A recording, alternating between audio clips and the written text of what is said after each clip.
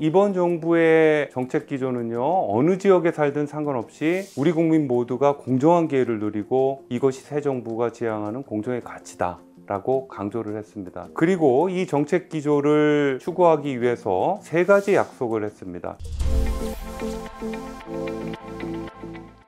안녕하세요. 저는 중앙대학교에서 도시계획, 국토계획을 가르치고 있는 마강래라고 합니다. 지난 10년간 국토의 균형적 발전을 위해서 연구를 진행해 왔고요. 그 과정에서 지방도시들의 현실을 보고 적잖은 충격을 받은 적이 있습니다. 오늘 이 시간에는 지역 균형 발전의 필요성이 점차적으로 대두되고 있는데, 앞으로 이런 균형 발전을 위해서 우리가 해야 할 것들은 무엇인지 짚어보는 시간을 갖도록 하겠습니다.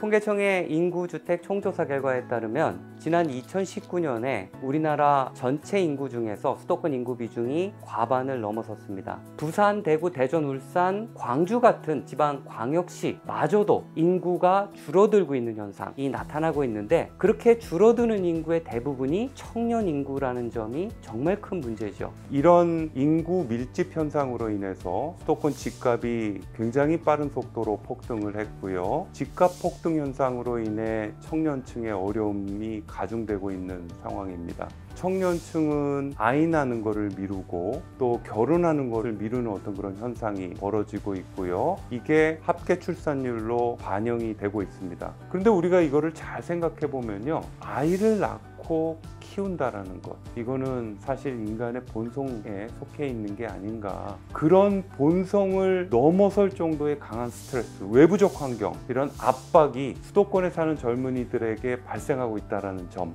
이거를 해결하지 않으면은 정말 우리 사회는 지속가능하지 않다라는 것, 이 점 정말 크게 강조하고 싶습니다.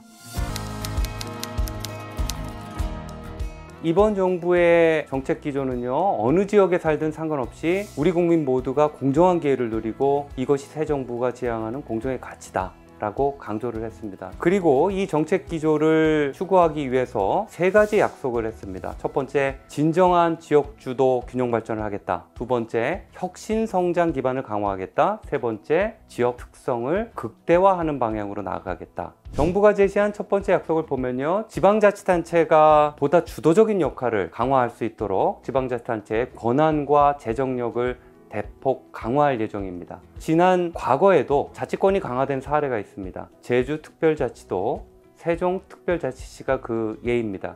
거기에 더해 올해 5월 29일에는 강원도를 강원특별자치도로 하는 특별법이 통과되기도 했습니다. 이는 국가의 책무, 지방 분권을 보장하고 지역의 경쟁력을 강화하려는 책무를 다하는 것의 일환이다라고 볼 수 있을 것 같습니다. 정부의 두 번째 약속은 지역 혁신 성장 기반을 마련하고요, 이를 통해서 지역에 좋은 일자리를 만드는 것입니다. 그래서 지방 투자 및 기업의 지방 이전을 촉진하기 위해서 정부에서는 기회발전 특구를 새롭게 만들기로 했습니다. 이 기회발전 특구는 파격적인 세제 혜택, 법인세라든가 소득세, 취득세, 재산세 경감 효과가 있고요, 기업에 대해서요. 근데 이번에 좀 특징적인 내용은 창업자에 대한 증여세도 감면하는 추가적인 조치를 더하겠다라는 약속을 했습니다. 또 하나 기회발전 특구의 특징적인 점은요, 특구의 위치와 내용에 대해서 지자체 스스로가 설계할 수 있도록 했다는 점, 이 점은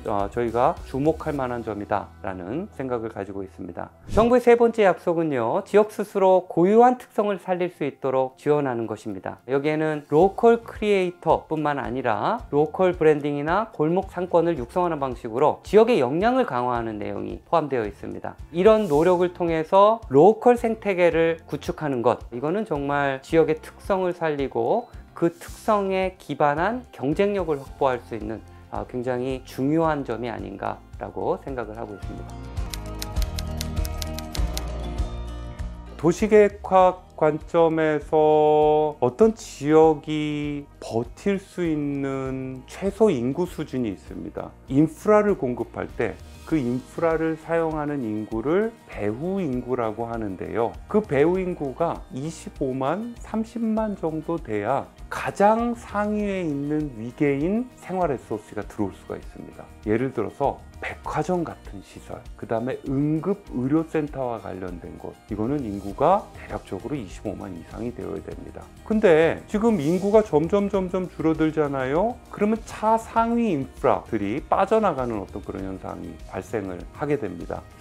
같은 경우에도요, 관광지처럼 유동인구가 많은 곳이 아니다라면은 인구 10만 정도가 하한선인 것 같습니다. 영화관 같은 경우에도요, 인구 10만 이하의 도시에는 들어서지 않습니다. 인구가 빠져나가고 인구가 줄어들어서 SOC가 빠져나가고 생활 SOC가 빠져나가면 인구는 또 감소하고 이런 악순환의 고리에 빠지게 된다는 거죠. 그래서 기본적으로 지방도시들은요, 선택과 집중이 필요합니다. 수도권이 초광역권이기 때문에 그에 대응하는 지방에도 초광역권을 제대로 구축하는 게 필요하지 않을까. 하지만 여기에 또 우리가 염두에 둬야 할 점이 있습니다. 거점이 정당성을 부여받을 수 있으려면 반드시 거점과 주변 지역의 상생 전략이 결합해야 됩니다. 거점에서는 개발이익이 나올 텐데요, 그런 개발이익을 주변에 어려워지는 지역과 나눌 수 있는 어떤 그런 시스템을 구축하는 전략을 같이 강구해야 된다는 것. 상생 구조로 돌아가는 자립적인 어떤 생태계를 구축하는 공간 전략을 짜야 한다는 것, 마지막으로 크게 강조드리고 싶습니다.